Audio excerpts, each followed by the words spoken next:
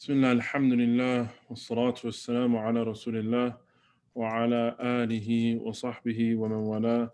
اللهم صل على سيدنا محمد الفاتح لما أغلق والخاتم لما سبق ناصر الحق بالحق والهادي إلى صراطك المستقيم وعلى آل حق قدره مقدار عظيم.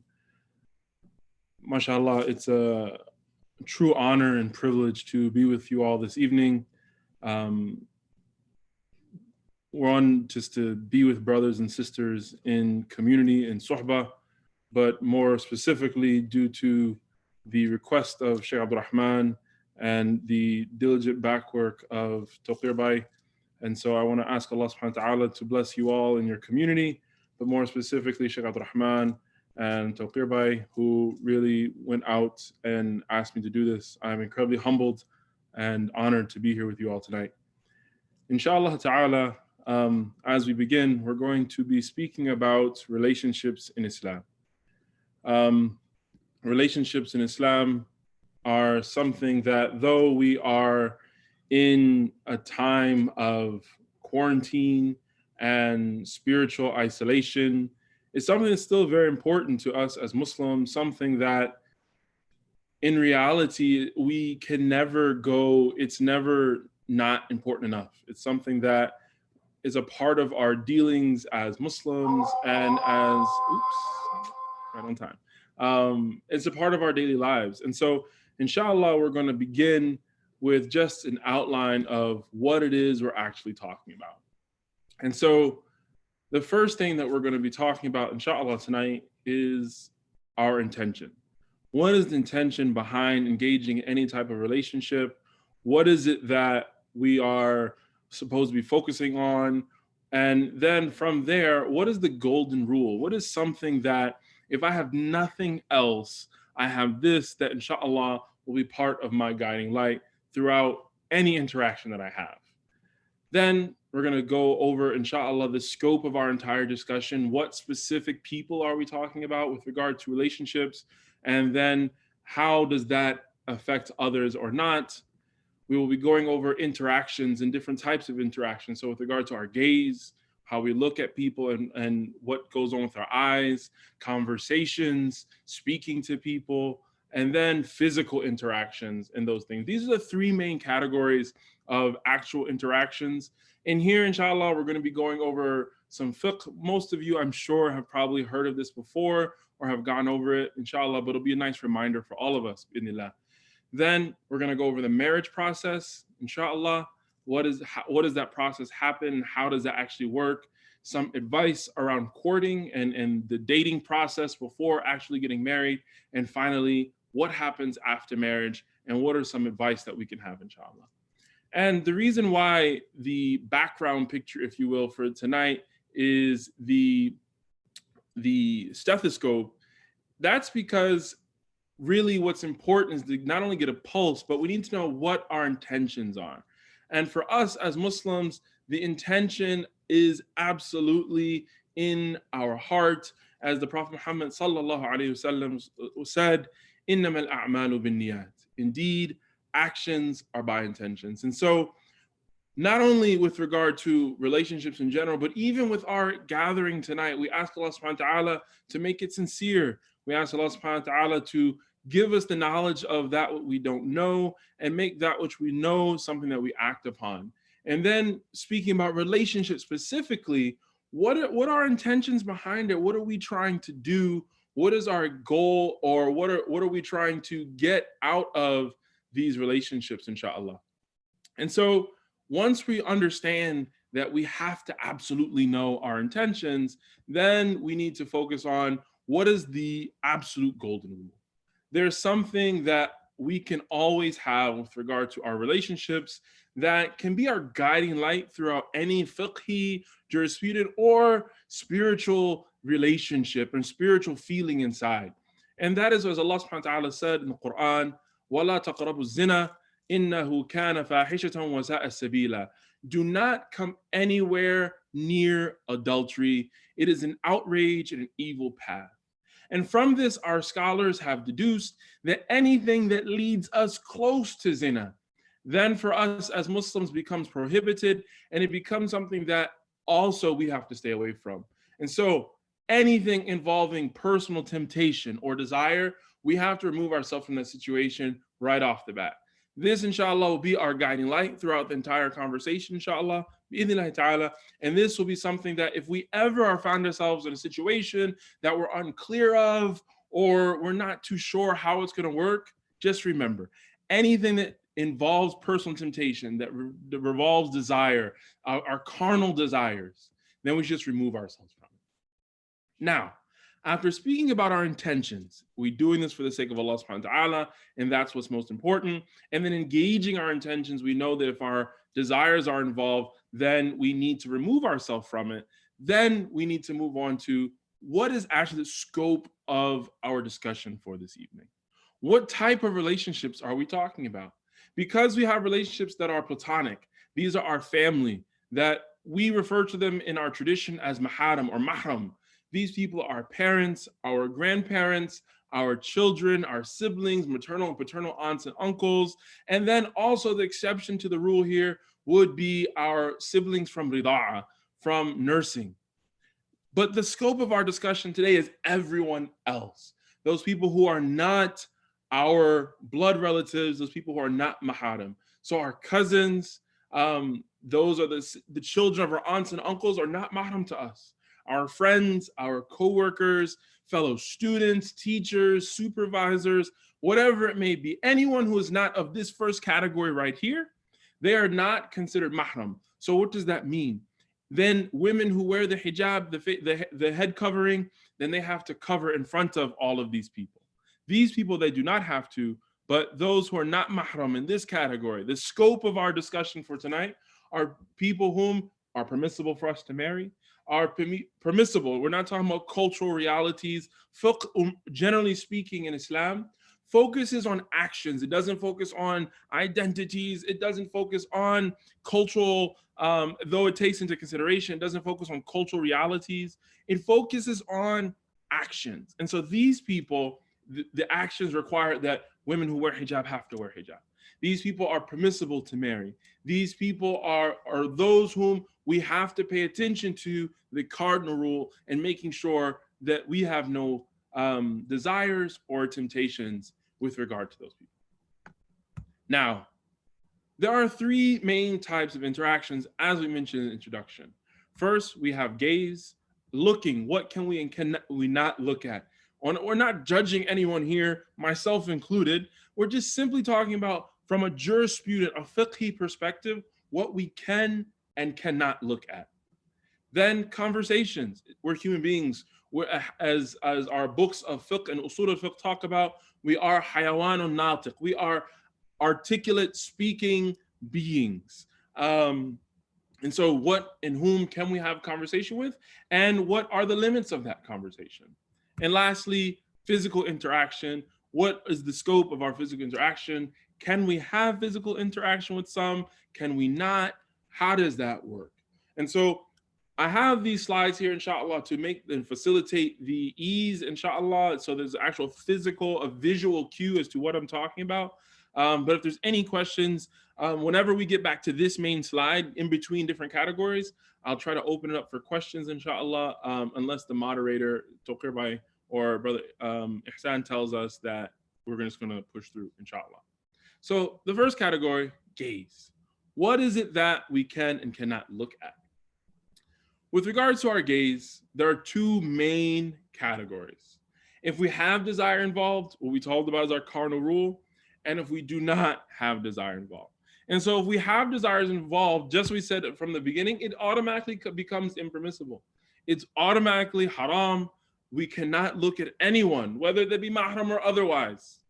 We can't, if we have desire, carnal desire, we have some type of sexual, if there are children watching, there's some type of physical attraction there, then we know that we cannot look at them. But if there is no desire there, if this is not someone who we have a desire toward, then this is where there's difference between our scholars. We have a Maliki, Hanbali, and Shafi'i majority, meaning there are some other opinions in the Shafi'i school. There's the Hanafi opinion, and then there's the minority opinion in the Shafi'i school. In the Jamhur, then it is permissible to look at someone. We're talking specifically about the hands and face if there is no desire involved there at all. In the Hanafi school, it is disliked. And the reason why our beloved Hanafi scholars say this is because that looking, generally speaking, can lead to desire. And so it's disliked, it's makruh, it's something that we should stay away from. And there is a minority of Shafi'i scholars who have really tried to be extra careful here. And they say it is impermissible to look at someone even if we don't have desires. And so, again, when we're talking about gaze, looking at the opposite gender or same gender for that matter, if we have desires involved, it automatically becomes impermissible. If there are no desires involved, then our scholars differ from halal, which is the majority of scholars, or the majority of the madhab, if you will. The Ahnaf, it's makruh, and the Shafi'i scholars, a minority of them, say that is impermissible. Also, I should mention that within the Hanafi school, it's not just hands and face, it also includes feet, and a opinion of the Hanbali school as well. So with that, I want to pause for a second and see and feel, do we have any questions that we need to, that I see things popping up in the question chat box, but if we have any questions about anything we covered so far, please feel free to voice them now, inshallah. Yeah. If you're on the Zoom, you can type them in the chat box, inshallah, as the moderator mentioned, but also I don't have a problem with anyone voicing them. No? Bismillah. We can always put them there and come back to them, inshallah. So after we've talked about gaze, we've talked about who we can and cannot look at, the least of our worries, inshallah, then, or I shouldn't be so easygoing about it, something there's the least of magnitude, if you will, because once we go from there, it escalates to conversation. And with conversation, this is where things also change. There are a delineation of rulings that apply less than physical, but still more.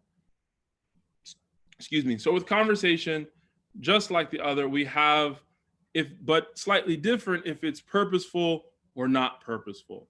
And if it's purposeful, then it goes back to that original principle that we really just have to check our intentions. If it's not purposeful, I don't feel comfortable giving a blanket ruling for something. Aslan, to begin with, I don't give rulings, period.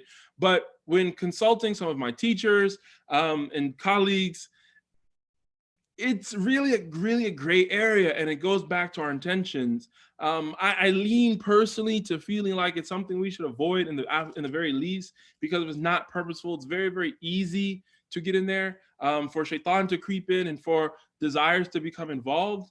But with that being said, there's a lot of room for different opinions. What if it's regard to my intention or someone else, etc.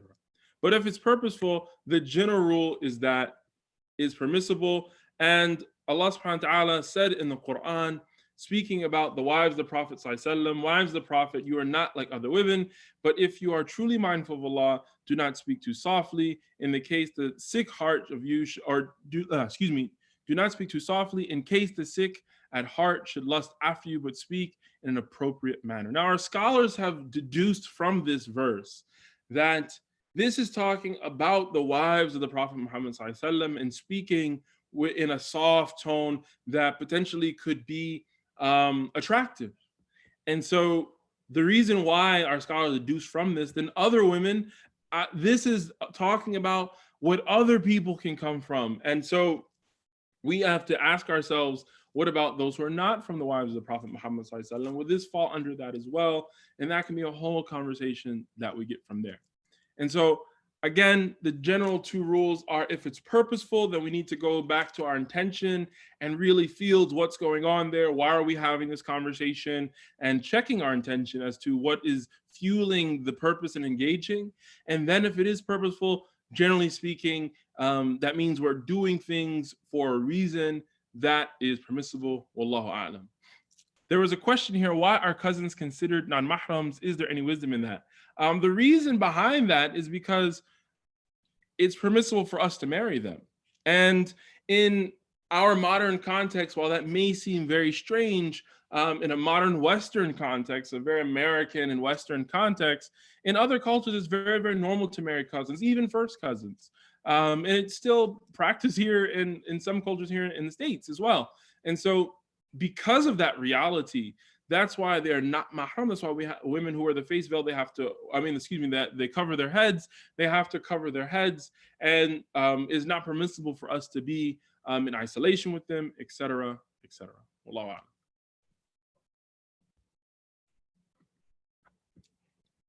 The next main thing, and we'll stop here if there's any other questions, but after interactions, then we go into the most exhaustive category, wallahu a'lam, which is physical. And this is something which we must be, I mean, all of them, we have to be careful and sensitive and judicial, if you will, with our engagement with them. But this is the one that is the easiest to lead to impermissibility and the easiest one that can lead us to larger problems. Wallahu a'lam. So with regard to physical touch or interactions with people, then we have two main categories. The first of which is if it's intimate. If it's of an intimate nature, then if it's not our spouse, it's automatically impermissible. It's just that simple. Any type of intimate interaction with someone who's not our spouse automatically becomes impermissible. We cannot do it. But if it is our spouse, then if it's in a private matter, a private setting, it's just us together with our spouses, then that is absolutely halal to be physical. Rather, it could be encouraged. Wallahu alam. If it is in a public setting, then that would have to go back to, it'll be culturally predicated. Is that okay in this cultural setting, et cetera, et cetera. But this is something I think most of us know, inshallah. What we really have to worry about, if it's not intimate, if it's physical touch or physical touch or interactions that are not intimate, we're talking about something of our spouse or of that nature. And this is where we can fall into slight problems.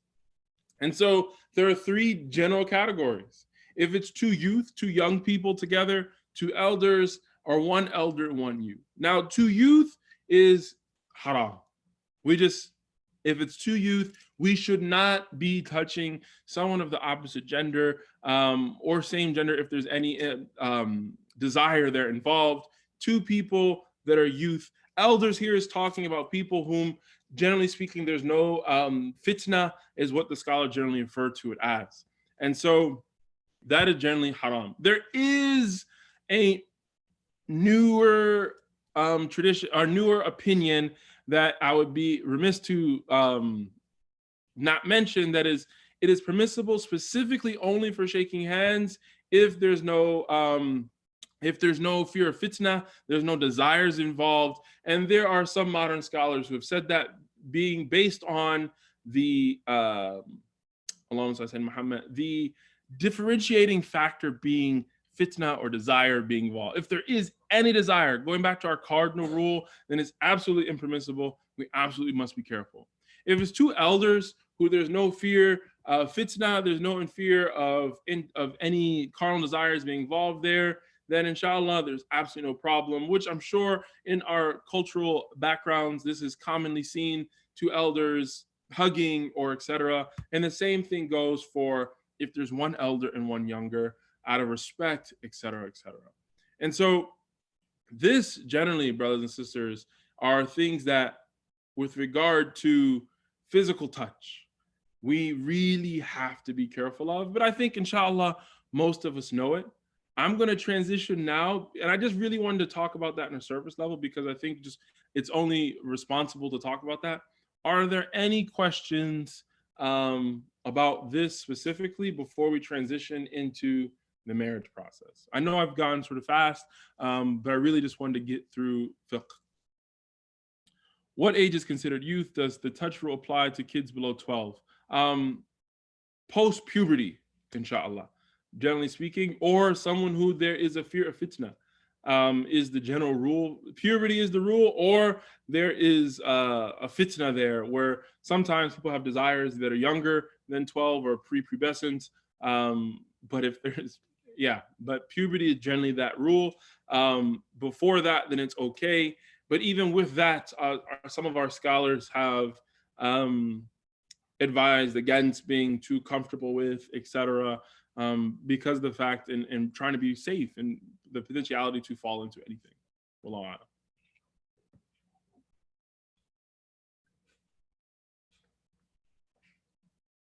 All right. So this is the general fiqh of relationships in Islam and the overview of what we can do and what we can't do. That I think, inshallah, whether it be religiously, we've heard it before in a lecture, Sheikh Abdul Rahman, I'm sure, has taught it before, or culturally, there's just the upbringing that we have. Next, the marriage process, because it's only right that we talk about it. And in the marriage process, there are two preliminary steps. There's a courting phase, and there is involvement of the family. Now, this will differentiate depending on culture, which one comes first. My personal advice is that we involve family as early as possible. But there could be circumstances where the family is not, the family is more on the conservative side. They want us to rush into things where we personally don't feel as comfortable doing that. It could be a situation where the family doesn't really care as much, but still, I always encourage all young people who are considering marriage, get your family involved as early as possible. It doesn't necessarily have to mean they have to be vetting people, but at least they're aware of what's going on. You're not hiding behind someone's back. You're not doing things in privacy, because the goal is that, inshallah, by including family, it's an extra layer of protection for us, inshallah, and it's an extra layer of that we won't fall into anything impermissible. As one of the companions, he said that I like to put between every haram thing and every halal thing an extra barrier of halal. Just in case if I fall short, I'm still okay. So we have halal and we have haram. They put an extra barrier of halal, so if they fall short, they're still there in a halal period. So my personal recommendation that if you can't do it from the jump, you do it as soon as possible. Once that happens, then we move on to marriage. The marriage process is going to differ also from culture to culture. It's going to differ based on ethnic background, based on socioeconomic class, etc. The stipulations are that we have at least 2 witnesses and that there is a representative there from the family. In some traditions, or some cultural traditions, it's both families, but I think that is something easier now. But courting, now that is something that is highly debated and highly talked about. Excuse me.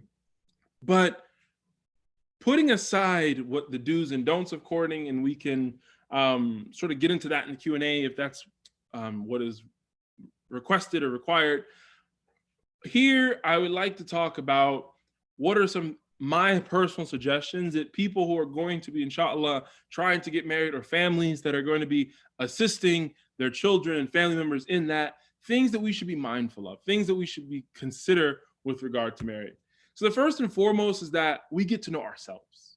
If we're considering marriage, we get to know ourselves. What makes us happy? What are we looking for? What is it that we're not looking for? What is it that we must have and we can't have?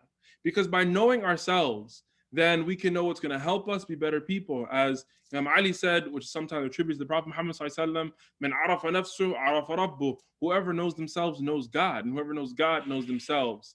And so we should really know ourselves. Are we ready to get married? Do we have what is required emotionally, financially, intellectually? What type of spouse am I looking for? What is going to be good for me and not good for me? From understanding that, then we can develop some non-negotiables as to, okay, these are some basic things that I absolutely have to have or absolutely cannot have. And from there, we'll start to know, okay, this is a framework that we can use with regard to a vetting process, if you will. They'll just make things easier and smoother. It's not really depending. It removes our emotions and our egos from the process as much as possible. The goal really is just to, because at the end of the day, The marriage process from an Islamic fiqhi jurisprudent perspective is a contract. And traditionally, the courting process was not very long and drawn out. And I think by modern standards, we can even understand, and I'm sure there's data to back it up, that the actual marriage changes the nature of the relationship. You hear about people who dated for years on top of years, but once they signed on that dotted line, everything changed. So for us, we really want to know as far in advance as possible, what do we need? What do we want? So that we don't have to waste time and really fool around there. We can just get straight to the point. And how do we then figure that out? How do we understand who we are, what we need, what we don't need, some non-negotiables? One, from introspection, two, from shura. And in introspection, in really just searching deep inside and thinking about who we are, we should incorporate into that as well. Allahumma salli Muhammad, the word is on the tip of my tongue. Istikhara. Alhamdulillah. The istikhara. We would be remiss to not mention the importance of istikhara and really just asking Allah, because at the end of the day, we don't know what the future is going to hold for us. And we ask Allah subhanahu wa ta'ala to give all of us long, happy, healthy marriages that are good for us in this life and the next, and give us marriages that are going to fuel positivity and healthiness in our lives. But we just don't know, and we have to make sure that we're praying istikhara and we're asking. But also shura, as Allah subhanahu wa ta'ala says in the Quran, فَاسْأَلْ أَهْلَ الذِّكْرِ إِن كُنْتُمْ لَا تَعْلَمُونَ. Ask the people of knowledge if you do not know. So when we're trying to get to know ourselves even, we can be asking people, you have known me for a long time. What are my strengths? What are my weaknesses? You know what really fires me off, what makes me intrigued, what makes me unintentional. Because also from that, not only in the courting process, those will be foundational bricks that will help us, inshallah, moving forward, be better spouses in our marriage, inshallah. And also in the courting process for our personal self, we should always have shura of respected elders, family members, etc., people who have experience in this field, specifically with marriage, that will be healthy means for us to facilitate that as easy as possible. Next, we need to know about them, the other, the person whom, inshallah, that we're trying to get to know in a relationship.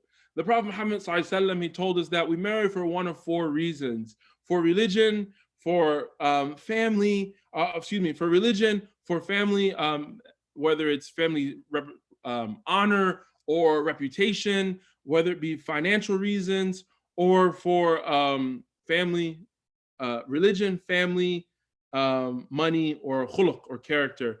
But the Prophet Muhammad ﷺ, he told us and stressed the importance of choosing religion. So the question here is, why have I put character first on that list? Unfortunately, for most of us, well, and I'm including myself in that, religion doesn't hold the same place as it once did. We're not like Umar al-Khattab, and we ask Allah subhanahu wa ta'ala to increase us in our taqwa, to increase us in our love of the sunnah of the Prophet Muhammad sallallahu alayhi wa sallam, to love of Allah subhanahu wa ta'ala, and have taqwa and tawakkul alayh, and God consciousness and reliance upon him. The reality is that character, the ability to relate, the compatibility, if you will, or as we like to talk about, the chemistry that is there, not romantic chemistry, how we interact as human beings. Am I a neat freak? I've got OCD about my house and how it has to be, and the other person absolutely does not care. And because I've already established that to be one of my non-negotiables, then that's something I can't have. Perhaps that I am very, very generous. I come from a family that will give the shirt off their own back, and the other person, due to whether upbringing or otherwise, that really isn't something they can do, etc. This is something we really need to make sure we understand, because God forbid, if Allah subhanahu wa ta'ala changes one of our hearts and we go through a time of restriction, a time of qabd, where religiosity, spirituality is challenging for us, where it's more difficult and challenging for us to connect with Allah subhanahu wa ta'ala, in those situations, we can rely back on character. Yes, Ismail, jazakallah khair. What about beauty? I didn't even put that here because I think for most of us, that's going to be like the the gate the barrier to even, and that's what the hadith of the Prophet is, but that's going to be the barrier for even getting in there, whether it's due to our superficiality. I would say just being human beings, before we can talk about them, the other, holistically, if they don't meet a category, or if they're not appealing to our eye, then we're not going to get in there. My general advice is that if someone is not repulsive, someone is not unattractive to us, we should consider. Because Allah subhanahu wa ta'ala is the controller of the hearts, Allah subhanahu wa ta'ala is the one whom changes the hearts, and the one whom truly we change as human beings, and Allah subhanahu wa ta'ala, who controls that, will change us. Our spouses may go up and down, and also we're inundated with seeing things, and if we don't have anything deeper than that superficiality of beauty or attraction, physical attraction, that we don't have much. Spirituality and religiosity, what is our connection? Are we people who need a very spiritual, internal connection with the religion, or are we people who are more externally oriented? And what do we need from that? Is religion something that is more cultural for us, or is religion something that is a pillar, a very, very important part of our lives? And where do we fall in that entire spectrum of different opinions and whatnot? From understanding that, we should also know what we're looking for in our spouse, bi'idhnillahi ta'ala. Also, family history. I think family history can't be stressed enough, not just from a genetic, like, are we, because of our different family medical histories, are we predisposed to different illnesses or whatnot, but from our family history may make us either more inclined or uninclined. And there's no problem to that, to marrying someone.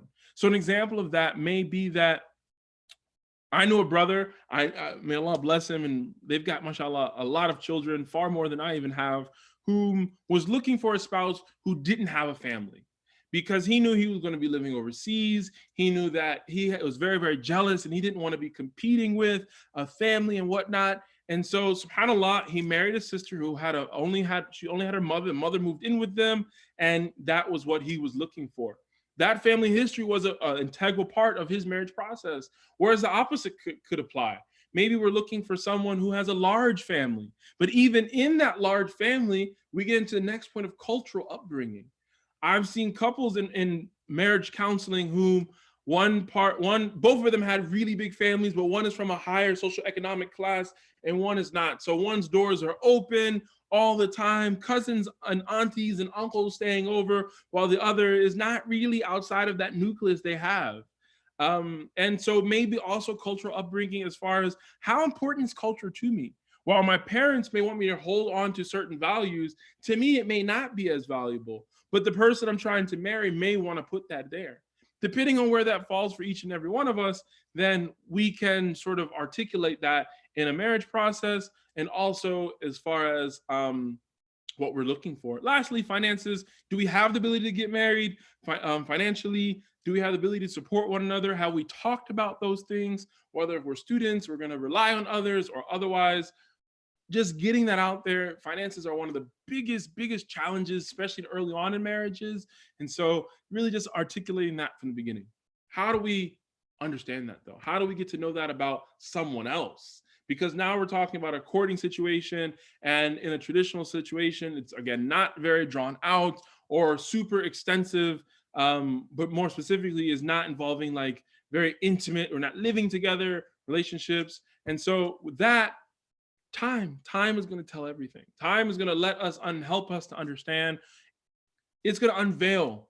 I forget there's actually a saying in Arabic, subhanAllah, but time will tell what the caliber and who the person is that we're courting and what's going on. Secondly, this question can be answered. Oh, please just ask the question. The second thing is investigation. You know, we need to investigate in a halal, not like stalkerish, creeperish way. Investigate, whether that's via the women in our family, whether that's via asking friends of friends, just finding out, because we all present one aspect of ourselves, especially now with, mashallah, these new devices. The social media version of us is very different than the version that's behind the screen right here. Who am I with my family and with the people that are close to me? That is going to be a bit different than those whom are with that we present ourselves. And so via investigation, inshallah, we'll get to know a little bit more and see what's going on. Lastly, I really, really, really recommend premarital counseling. Premarital counseling is not something that's going to like be an absolute one-stop shop. It's going to fix problems, but inshallah, via premarital counseling, that will help us understand a little bit more about ourselves. That'll help us to get to know ourselves and get to know the other person, to see via an unbiased person, someone who has no investment in this except helping us and serving us. They will help us understand based on very basic metrics, whether we're using some things, and there's no guarantee, the Myers-Briggs or whatever metrics that we're using, or just via communication, is this person someone who's healthy for me to be with? Is this and what potential hurdles could come in the future because of how my outlook on religion, my outlook on life and family? Do I want children? Do I not want children? All premarital counseling will sort of help, inshallah, that stuff surface. And then, inshallah, will help us just have a stronger understanding of ourselves, but also more tools, bi'idhnillah, as we're engaging in the marriage process. If there's any questions about courting or the marriage process, feel free to ask me, bi'idhnillah, whether that's verbally or written. And we'll stop for a second here before going to the last, potentially most important, considering the quarantine that we're living under. Someone said, Allah said, Muhammad, if actions are judged by intentions, why do we need to be concerned about how others feel about our actions? Isn't it their problem? I'm gonna read it again. If actions are judged by intentions, why do we need to be concerned about how others feel about our actions? Yes and no. The Prophet Muhammad sallallahu alaihi wasallam, as Allah subhanahu wa ta'ala said in the Quran, وَمَا أَرْسَلْنَاكَ إِلَّا رَحْمَةً لِلْعَالَمِينَ alayhi salatu wasalam. Allahumma salli ala Sayyidina Muhammad. The Prophet Muhammad sallallahu alaihi wasallam was a mercy, as Allah subhanahu wa ta'ala says in the Quran. We have not sent you except as a mercy to all of mankind. And so if we're trying to be Muhammadan, if we're trying to follow the way of our beloved sallallahu alaihi wasallam, if we're trying to be like the one whom Allah subhanahu wa ta'ala loves the most, the Prophet sallallahu alaihi wasallam, then we should strive to be people who are exuding mercy to others. We're people whom are trying to be servants and uplift others like the Prophet ﷺ was. And so should we be concerned about how others feel about our actions? Yeah, because potentially, as one of the companions said, I believe it was Ibn Mas'ud, كَم مِّن مُرِيدٍ لِلْخَيْرِ لَمْ يُصَبْ. How many people intend goodness and never achieve it? Potentially, I have good intentions in how I interact with you, but based upon whether it's not being aware, whether it's how I'm feeling, whatever the case may be, it may come off. You may receive it as one thing. Now, if we've tried and striven to the absolute best of our ability to have good intentions, if we have tried to have the utmost level of rahmah, of mercy and intentionality with what we're doing, at the end of the day, we can't do anything but apologize and ask the person to forgive us and whatnot. But we should still try. But we can't. I think it's Allah said, Muhammad, I think it's a bit naive, and I please don't take that as an offense to you. I think it's a bit naive, and it's not as ihsani, it's not as excellent spiritually to say, well, it's just their problem. No, if we're trying to be the absolute best version of ourselves, if we're trying to be like the Prophet Muhammad sallallahu alaihi wasallam, I'm trying to think of the verse. I can't think of the verse right now, but where Allah subhanahu wa ta'ala says it's almost as if you are going to you're going to be harmed from your care and concern. As one of the companions said, I could count each of the gray hairs of the Prophet Muhammad sallallahu alaihi wasallam, and he said that was because of worrying about his ummah.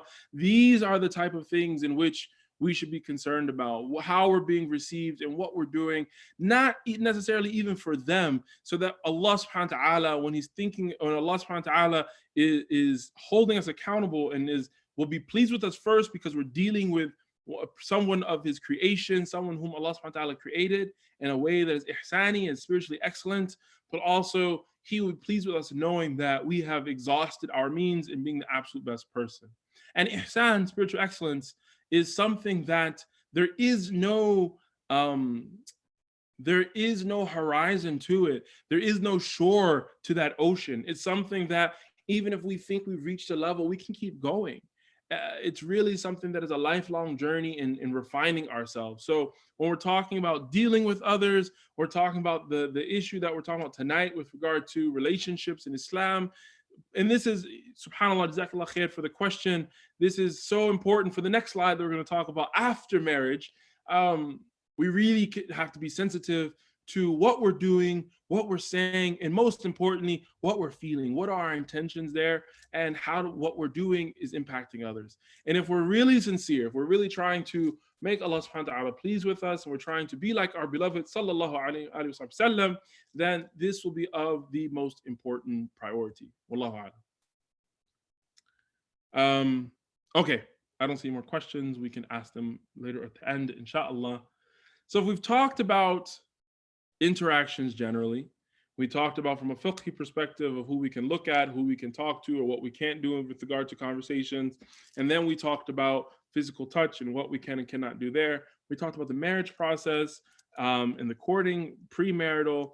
Now, I think it's the most important thing, particularly for how we're living right now. And some of these things, all of this for the most part, can really apply to our family in general. But after marriage, that is what really matters, because getting married is relatively easy.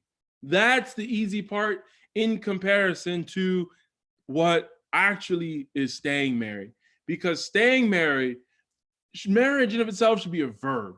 Marriage isn't just when we agree between families or with the Imam and then, that's it, it's done, we're set. What is going to be that link that keeps us together? How do we stay married is the question. What are the stories that we tell ourselves about marriage? What stories do we bring into the marriage about gender roles and roles with regard to authority and position? What are the stories that we tell us about ourselves? Am I responsible? Am I not responsible? Am I insecure about this? Or am I very, very secure about this? All of this is very, very important, because this then will implicitly and explicitly, but more implicitly, affect the marriage and the interaction between the person. What is our worldview and perspective in which we're bringing into the marriage? And this is something these are things that we can always reevaluate. Even when right now we're in quarantine, we've been married for many, many years, we got many, many kids, we should still ask ourselves, what are some of these stories about myself that I'm holding right now? What are the stories that I'm holding about my spouse? What's my worldview and the perspective? What's that link that's keeping me married right now?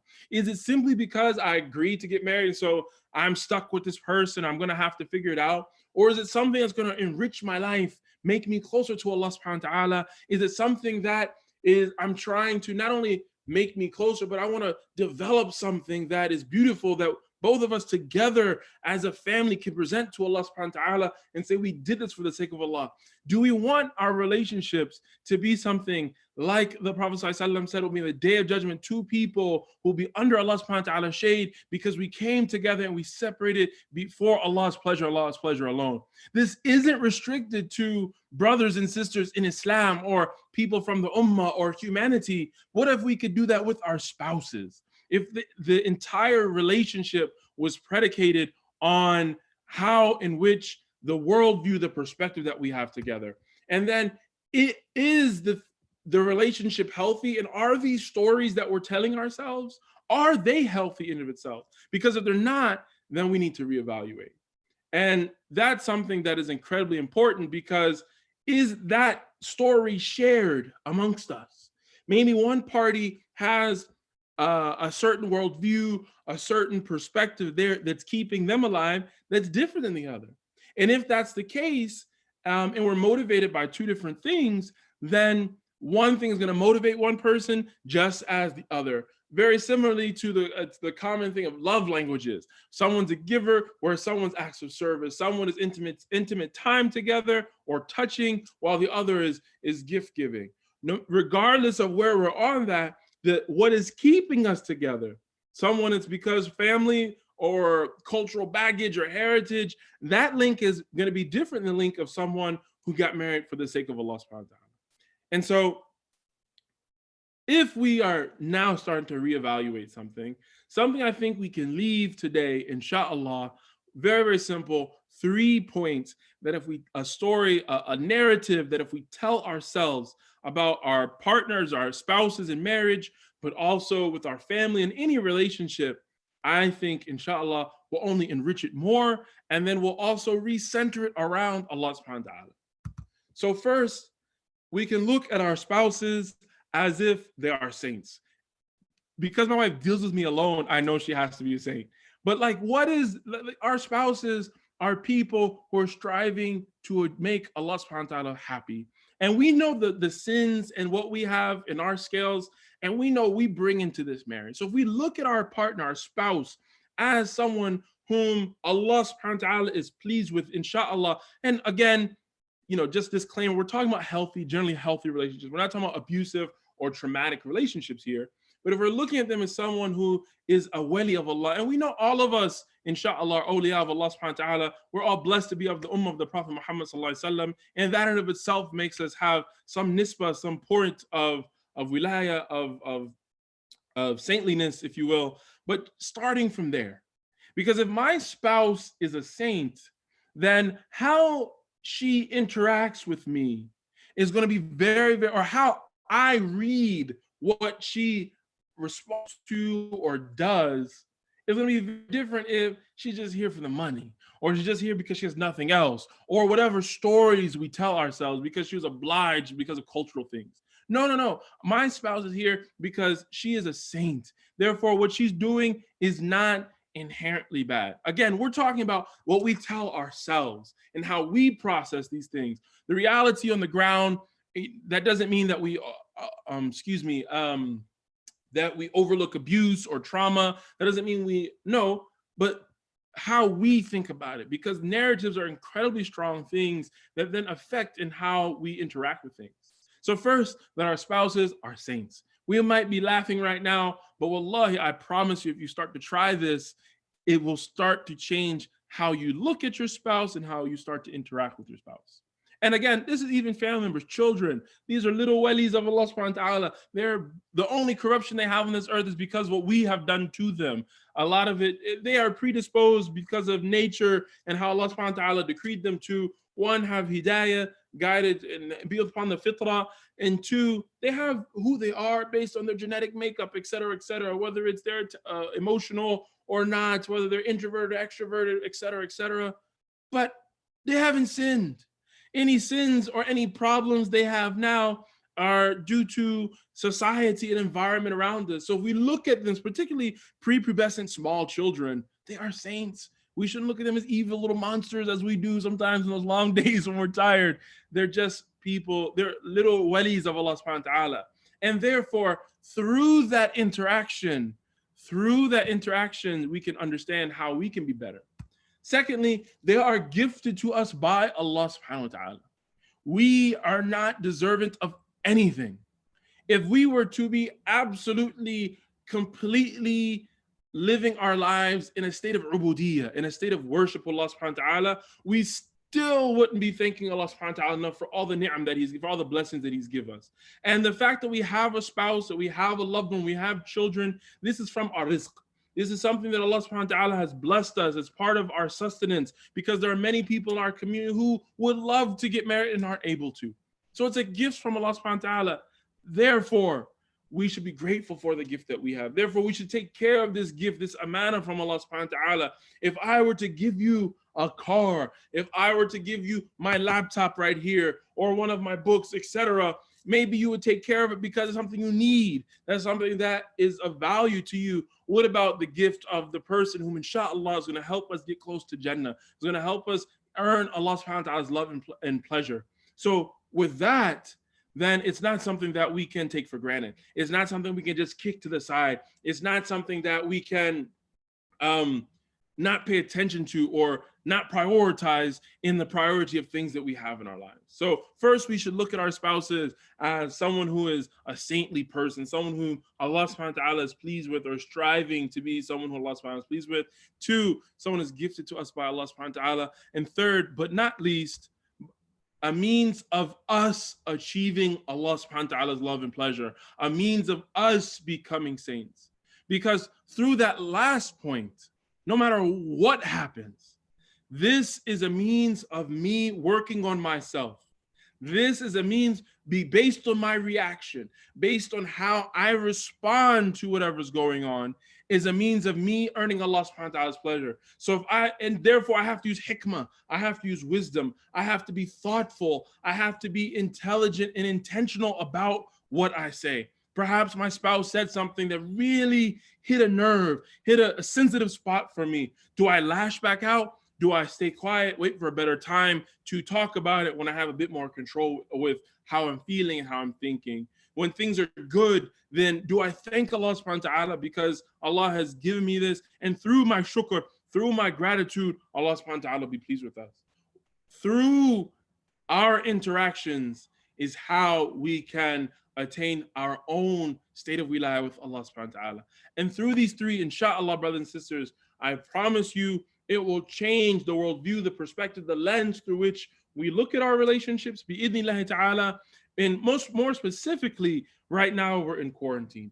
Brothers and sisters, I know just as anyone else knows that this type of quarantine that we're living in, we're trying to be in, inshallah, you're doing that, it only magnifies the pre-existing issues or challenges that may have been there. We don't have the ability to just escape, run to the office, head to the gym, get away for a few hours like we did before.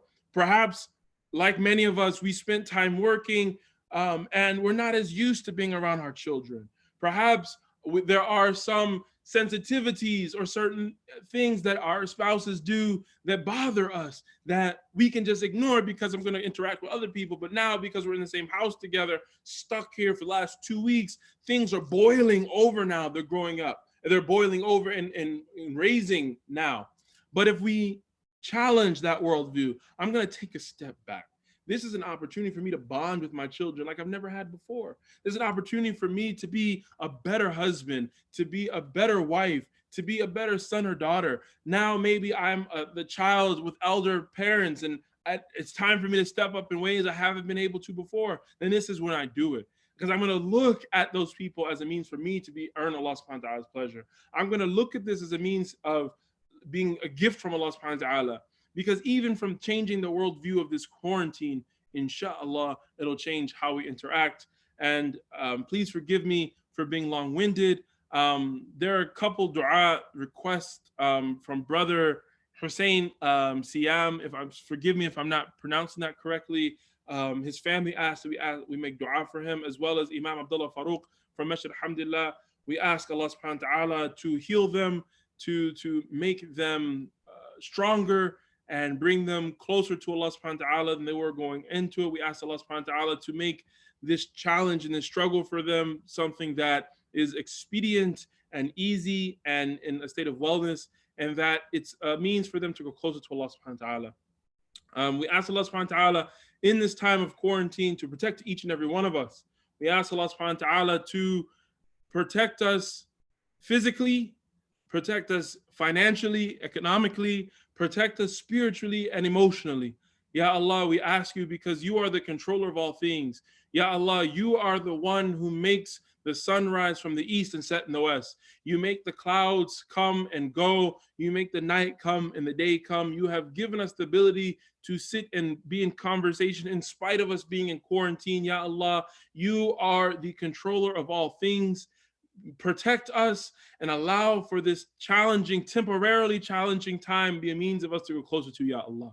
We ask you, Ya Allah, to give us the strength and the awareness, the openness of heart, Ya Allah, to be mindful of you at all times, to make this time and any time for the rest of our lives be a time of yaqadha, of spiritual awakeness so that we can achieve your pleasure at all times. Ya Allah, make us a community of love, a community of mercy. Allow us to be like your beloved sallallahu alayhi wa sahbihi wasallam, a community that is always trying to be about love and mercy first and foremost to ourselves and the stories that we tell ourselves about ourselves. We're merciful to ourselves, we care for ourselves, that we're merciful and generous to our family, those that are closest to us. We're merciful and generous to our community and how we take care of it, interact with one another, but also to the rest of humanity. Ya Allah, we ask you, Ya Allah, to allow us to come from this challenging, this temporary challenging time, stronger as a community, stronger spiritually, and stronger in our awareness, in our